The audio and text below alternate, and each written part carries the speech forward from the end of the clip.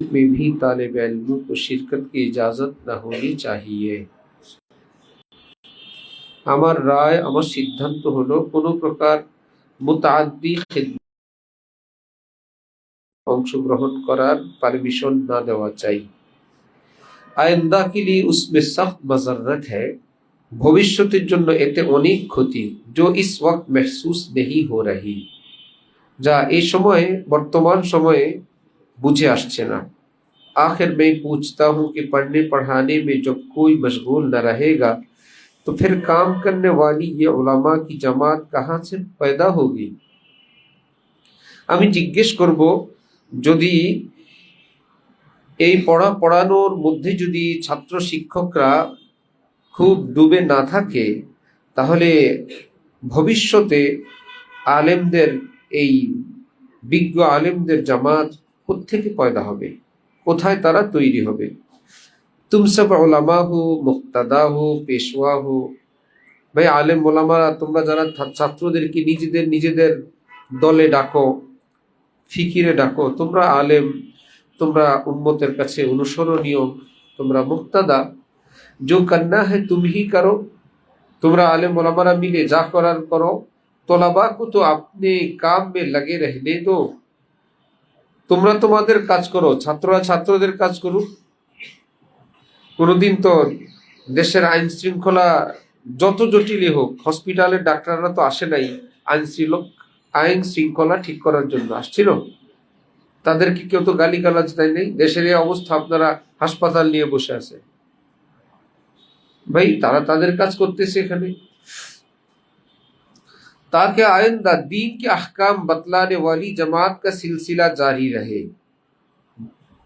যাতে ভবিষ্যৎ প্রজন্মকে দ্বীনের কথা বলার মতন উপযুক্ত আলেম ওলামা তৈরি হতে থাকে। এখন তো মুরব্বীরা আছেন, ছাত্ররা ইসলামের কোনো খেদমত দায়িত্ব তাদের উপর নাই, কিন্তু মুরব্বীরা দুনিয়া থেকে চলে যাবেন। আজকে যারা ছাত্র, তারা 10, 20, 30 বছর পর উম্মতের নিকট তখন তারাই আলেম হবেন। এই সময় হলো তাদের পড়াশোনার সময়। এখন যদি পড়াশোনা না করে, 20-30 বছর পর উম্মতের কাছে সঠিকভাবে দ্বীনের কথা বলবে কে? বড়রা কবরে, আর যারা তখন দায়িত্বে তারা সব বেএলেম। কিন্তু আজকে বোঝা যায় না, আজকে তো আলেমরা আছে, ধ্বংস করতে চাও। क्या ख्याल है, ये आइंदा दीन की जरूरत ही नहीं रहेगी। जैसा कि कहते हैं कि मसाइल का वक्त नहीं, काम का वक्त है। आगामी প্রজন্মে, আগামী শতাব্দীতে এই পৃথিবীতে ইসলামের প্রয়োজন কি একদমই নাই? যেমন মূর্খ এবং চরম মূর্খ লোকেরা দুঃসাহসিকতার সঙ্গে বলতে থাকে, মাসাইলের সময় না, এখন কাজের সময়। হযরত ওমর থাকলে এগুলোকে কঠিন ইসলামী আদালতে শাস্তি দিতেন, বেত্রাঘাত করতেন এমন বড় বেয়াদবদেরকে। মাসাইল কা ওয়াক্ত নেই, কাম কা ওয়াক্ত হ্যায়। নামাজ পড়ার সময় এখন, উজু করার টাইম নেই। অর্থ হইল এই, যারা উজু করে, অজুর সময় নাই, নামাজ পড়া দরকার। যারা নিয়ত ঠিক করো, ইখলাস ঠিক করো, এসব কিছু করার টাইম নাই, আমল করা দরকার। ভাই বিনা নিয়তে তো আমলই হবে না, বিনা উজুতে তো নামাজে হবে না, বিনা এলেমে তোমার ইসলামের উপর কোনো আমলই তো জানবা না তুমি, হয় না। এলেমকে তুচ্ছ তাচ্ছিল্য বলে মনে হয় যেন তার আরেক খালাতো ভাই, যে তিনি একজন, আর আলেম ওলামা তালেবে এলেমরা তারাও একজন। कि मसाइल का वक्त नहीं, काम का वक्त है। মাসাইল কিন্তু কোরআন হাদিসের সার নির্যাসের নাম। মাসাইল কোরআন হাদিসের সার নির্যাসের নাম। যেমন একটা মাদ্রাসায় দর্স হয়, খাওয়া হয়, বোর্ডিং হয়, বাজার হয়, থাকা হয়, ঘুমানো হয়, তরতিব হয়। এটা কি মাকসাদ না আলেম বানানো মাকসাদ? আলেম বানানো মাকসাদ। সব হয়, আলেম হয় না, তাহলে সে মাকসাদ একদমই ধ্বংস। কোরআন হাদিসে বহু রকমের কথা আছে, সবটার মাকসাদ মাসাইল, যে বান্দা কিভাবে আল্লাহ পাককে খুশি করবে, অসন্তুষ্টির পথ থেকে বিরত থাকবে, সেটাই টার্গেট। আর বলতেছে মাসাইলের ওয়াক্ত নেই, মানে কোরআন সুন্নাহর টাইম নেই, কাজ করা দরকার। ওনারাই উম্মতের কাছে বড় বাহবা, उम्मतेर दरदी। कोई इन हजरात से पूछे कि आप जो मुक्तदा पेशवा बने वो लिखने पढ़ने ही की बदौलत अब उसकी जड़ काट रहे हो। যদি কোনো মৌলবী এরকম কথা বলে, তাকে জিজ্ঞেস করো, আপনি আজকে আন্দোলন, মিটিং, মিছিলে এ সমস্ত কথা বলছেন, আপনি যে এই পর্যায়ে আসছেন এটা তো পড়ালেখার বদৌলতে আসলেন। কোনো গণ্য মূর্খকে তো উম্মত নিজেদের ইমাম এবং মুক্তাদা মানে না। যেই জিনিস দিয়ে আপনি এখানে আসলেন সেই জিনিসের গোড়াই আপনি কাটতেছেন, সেই এলেমের গোড়াই আপনি ধ্বংস করছেন। तलबा को इस किस्म की कमेटियों और जलसों में शिरकत की इजाजत हरगिज न देना चाहिए। কোনো কমিটি, উপকমিটি ইত্যাদিতে কোনো অবস্থাতে ছাত্রদের অনুমতি হওয়া উচিত নয়। সख्त मुजिल है, ভীষণ ক্ষতিকর। क्या इन कामों के लिए तलबा ही रह गए हैं? এই সব দলের মিটিং মিছিলের জন্য মাদ্রাসায় এই রিজার্ভ ফোর্স যারা, এরাই আপনাদের বাহিনী? দুপুরের খাবার খেয়ে পল্টন যাবেন, রাতের খানা আবার এসে বোর্ডিং এ খাবে। কত সুন্দর।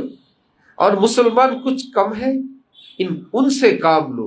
ভাই, সমাজের সর্বস্তরের মুসলমান, তাদেরকে বুঝাও, তাদের থেকে কাম দাও। এবং আমাদের দেশে আন্দোলন সফল না হওয়ার পিছনে একটা মূল কারণেই ইসলামী আন্দোলনগুলো সব হলো মাদ্রাসা ভিত্তিক। মনে হয় যেন ইসলাম মানে মাদ্রাসা। ভাই, ইসলামী আন্দোলনে তো সর্বস্তরের মুসলমান থাকবে, সকল স্তরের, তখন সে আন্দোলন সফল হবে। আর ইসলামী আন্দোলন আলাদের হেড অফিস হয়ে গেছে কি? মাদ্রাসা। বাস, সরকার কিছুদিন ছাড় দেয়, যদি দেখে বেশি ঝামেলা করে মাদ্রাসার উপর প্রেসার দেয়, গেটে পুলিশ দাঁড়ায় থাকে, মিছিল শেষ, আন্দোলন শেষ। আর যখন ছড়ানো ছিটানো, ভাই দোকানদার আমাদের, সচিবালয় আমাদের, মন্ত্রণালয় আমাদের, রিক্সাওয়ালা আমার, শ্রমিকওয়ালা আমার, তরকারিওয়ালা আমার, আপনি কোথায় তালা দিবেন? কাকে থামাবেন? আপনার কয়জন বাহিনী আছে? আপনি কোন জায়গায় তালা দিবেন?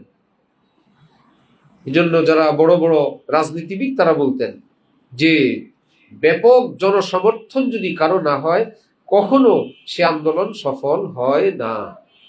মুষ্টিমেয় কিছু লোক হাজার আপনি চিৎকার দিবেন, এটা জরুরি, এটা প্রয়োজন এবং সত্য, কিন্তু জনগণ যদি এটাকে না উপলব্ধি করে, না বুঝে, আপনার সঙ্গ না দেয়, আপনার কামিয়াবি জাহেরান মুশকিল। ইল্লা মাশা আল্লাহ, তো বদরের ব্যাপার তো বদরের ব্যাপার। আল-আনা খাফফাফাল্লাহু আনকুম ওয়া আলিমা আন্না ফীকুম যাফা। এটা কি কোন দরবার শরীফের কথা না কোরআন শরীফ?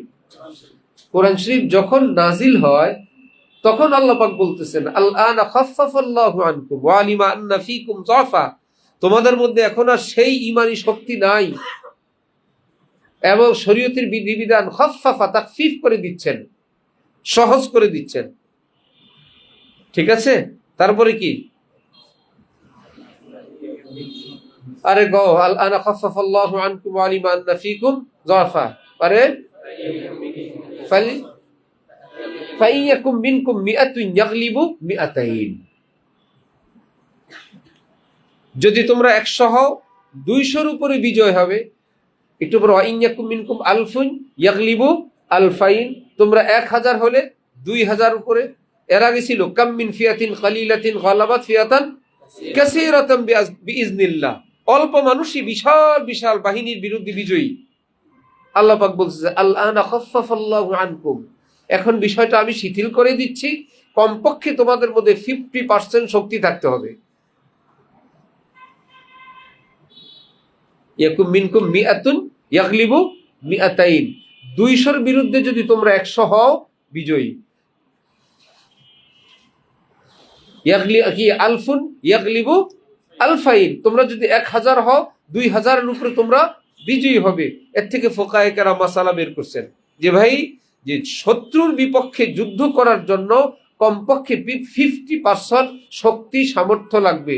যদি হয় জিহাদে নামো, আল্লাহ পাক বলছেন ইয়াগলিবু মিআতাইন, তোমার দ্বিগুণের উপর বিজয় আমি দিব। জাহিরি আসবাব যেটা তোমাদের, সেটা 50% যদি থাকে।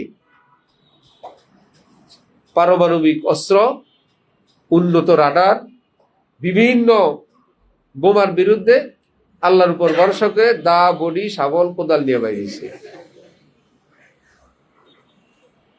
আর মোবাইল নিয়ে বাইরেছে, আমরা মোবাইলের মাধ্যমে এসা এসা করবো। একটু পরে শুনে মোবাইলের নেট কাফেরদের হাতে, জায়গা মতো সুইচ অফ করে দিছে। এখন কোনো মোবাইল নেট টু নেট কথাও বলা যায় না। এই জন্য বলে, দেশি ভাষায় বলে, পাগলের কাম না সিন্নি খাওয়া। কারণ সিন্নি খাইতে হলে একটু বুঝ বুদ্ধি লাগে, তরল জিনিস দাড়িতে লাগে না, মুচে লাগে না, চোখের দিক পড়ে যায়। হ্যাঁ, ইলা আখিরিহি। জেহাদ কোন এরকম পাগলামির নাম না। কারো জোশ উঠলো আর শুরু হয়ে গেল, 10-20 জন হুজুরের জোশ উঠলো, কোন এক এলাকায় কিছু একটা ঘটলো, জেহাদ ফরজ হয়ে গেল, সবাই কাম ফেলায় জেহাদে যাও। শুধু জেহাদ ফরজ হইতেই থাকে, সকাল বিকাল দুপুরে। ভাই, যারা বলে যে জেহাদ ফরজ হয়ে গেছে, ফরজে আইন হয়ে গেছে, ফরজে আইন যে তরক করেছে তো ফাসেক। তো আপনি আজকে 20 বছর যাবত বলতেছেন জেহাদ ফরজ হয়ে গেছে, আপনার তো আমরা বাড়িতেই দেখি, জেহাদে যান না কেন? কমপক্ষে আপনি তো থাকবেন জেহাদে, যেটা শরঈ জেহাদ। হ্যাঁ, পরে জানা গেল জেহাদ ফরজ মানে মিছিল দেওয়া ফরজ, মিটিং করা ফরজ, নির্বাচন করা ফরজ। ও, আপনি এই জেহাদের কথা বলছেন? শুনছো খবর? এমনি জেহাদ ফরজ, আবার উনি বাড়িতে, ওনার ভাই বেড়াদার, ওনার শিষ্য, ওনার ভক্ত কর্মীরা সব বাড়িতে। আমরা বুঝি নাই গেলাম, আপনি তো বুঝছেন, আপনারা তো বুঝছেন। সীমা লঙ্ঘন, বাড়াবাড়ি। এই জন্যই উম্মতের যারা শ্রেষ্ঠ, যারা সেরা, তাদের মাথা অভিভাবক। অভিভাবক যেরকম ঘরের সব বুঝে, তার হাতে টাকা আসলে বাচ্চারা বলে, বাবা চলো যাই, খাই, উড়াই। তিনি চিন্তা করেন, উড়াইলে চাইলের টাকা, ভাড়ার টাকা, মাস্টারের টাকা, কত কিছু আছে, উড়াইলে হবে? বাবা তোমার কাছে তো অনেক টাকা, এটা কিনো, সেটা কিনো। জানে এই টাকাটা এটার না, আমার পুরা মাসের বহু কিছু মিলাই এই টাকাটা। এটা অভিভাবক বুঝে, পিচ্ছিরা বুঝে না। একটাই বুঝে, দুইটাই বুঝে, তারটা বুঝে। ঠিক যারা এক এক সময় এক এক জোশ উঠে, উনি ওইটুকুনি বুঝেন। যারা উম্মতের অভিভাবক, ওলামায়ে কেরাম, তারা বুঝেন জিহাদ দরকার, মাদ্রাসাগুলো টিকায় রাখা দরকার, এই দেশে মুসলমানদের কমপক্ষে দিন ইমানটুকুন রক্ষা করা দরকার। একদিন না, 1 বছর, 100 বছর না, শতাব্দীকে শতাব্দী ইসলাম হেফাজত হওয়া দরকার, এবং আমাদের অস্তিত্ব টিকায় রাখা দরকার। কাফের মুশরিকদের মুখটা বন্ধ রাখা দরকার। কত কিছু মিলায়ে, কারণ জেহাদের মাকসাদ কি? এলায়ে কালিমাতুল্লাহ, আল্লাহ দিন প্রতিষ্ঠা করা, দিন ইমান মুসলমানের মধ্যে কায়েম করা। জেহাদের মাকসাদ তো খুনাখুনি না, কাটাকাটি না, লক্ষ্য তো এলায়ে কালিমাতুল্লাহ। সেটা কিভাবে হবে, কিভাবে দীর্ঘস্থায়ী হবে, এটা এই কাঁচা মাথায় বুঝবে না। এটা বুঝতে হইলে বহু এলেম দরকার, বহু অভিজ্ঞতা দরকার, বহু বাস্তবতা দরকার, বহু প্রকারের বিদ্যা, বুদ্ধি, জ্ঞান, গরিমা এবং নূরে এলাহি ফাহমি দ্বীন দরকার। আল্লাহ আমাদের এই সমস্ত মাশায়েখ পুরো পৃথিবীতে যারা আছেন, যাদেরকে আল্লাহ পাক কোরআনে পাকে বলছেন আতিউল্লাহ ওয়া আতিউর রাসূল ওয়া উলিল আমরি মিনহুম, না মিনকুম, মিনকুম। উলুল আমর আল্লাহ পাক যাদেরকে বলেন, আল্লাহ তো চিনেন। আমরা তাদের জন্য দোয়া করি, সারা পৃথিবীতে এই হাজারাতদেরকে আল্লাহ হায়াতে, সুস্থতার সাথে অনেক বেশি বরকত দান করেন। তাদেরকে উম্মত চেনার, কদর করার, মূল্যায়ন করার তৌফিক দান করেন। ওয়া আখিরু দাওয়ানা আনিল হামদুলিল্লাহি রাব্বিল আলামিন। চলো ভাই, আমাদের ছাত্র জামানায় কয়েকজন ছাত্র ছিলেন, দেশে ইসলাম প্রতিষ্ঠা করার জন্য বিভিন্ন আন্দোলন ফান্দোলন করতেন। ঢালকানগরে ঠিক মতো আন্দোলন করতে পারেন না, ফরিদাবাদ চলে গেছেন। কয়েকজন টেইলারি করে, কয়েকজন বিদেশ চলে গেছে, আরেকজন মহিলা মাদ্রাসায় পড়ায়, আরেকজন বিভিন্ন সময় বিভিন্ন কাজ টাজ করে। ইসলাম প্রতিষ্ঠা করতে গিয়ে নিজের ইসলাম শেষ হয়ে গেছে। চলো, সুবহানাল্লাহ।